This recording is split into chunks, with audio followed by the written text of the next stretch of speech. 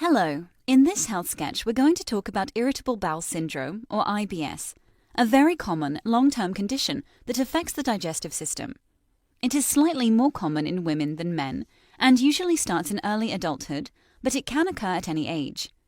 The main symptoms are tummy pain or cramp, which might ease after going to the toilet; bloating, when the tummy feels uncomfortably full and swollen; diarrhea or constipation, with some people alternating between both.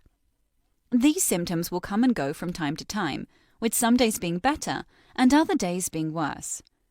But what exactly causes these symptoms in the first place?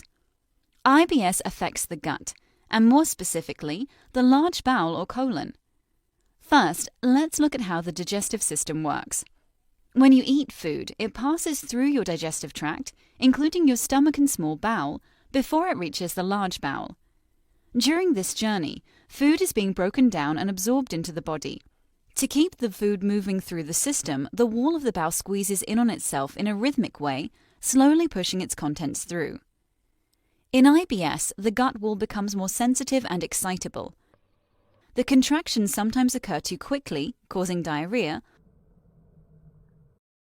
or they occur too slowly, causing constipation.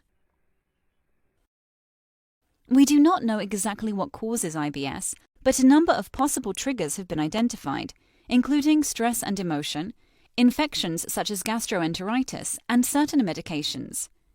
These are thought to affect the way the nervous system interacts with the gut.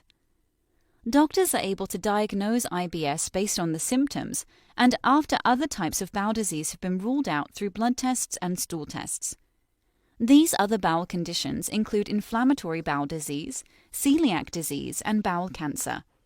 If you experience different symptoms such as weight loss, fever, and blood in the stools, it is very important to see a doctor to rule out these more serious bowel conditions. So how is IBS treated?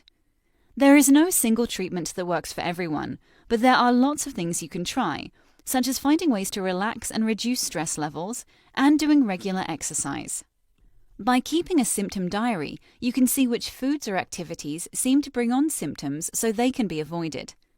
Certain food groups, which form the acronym FODMAPs, are common triggers for IBS symptoms. Therefore, a low FODMAP diet can help, though you should speak to a dietitian or doctor before making major changes to your diet. A range of over-the-counter medications can also help with symptoms, including those that reduce bowel spasm and drugs to help relieve constipation or diarrhea symptoms. If these simple medicines and steps aren't helping, doctors might also suggest other options, such as antidepressants and psychological therapies, particularly if stress and anxiety is an issue. There is no single fix for IBS, and it is often a lifelong condition. Those symptoms will tend to come and go, and you may have long spells with only mild symptoms or no symptoms at all. When flare-ups do happen, they can impact on daily life, which can be frustrating. Patient support groups are available to connect with others who are going through similar experiences. Relaxation techniques, dietary changes, and medications can all help to control symptoms, though it may take some time to figure out what works best for you. In this health sketch, we've talked about irritable bowel syndrome, a very common condition caused by a sensitive gut wall. We've described the symptoms it causes, possible triggers, how it is diagnosed, and ways that it can be managed.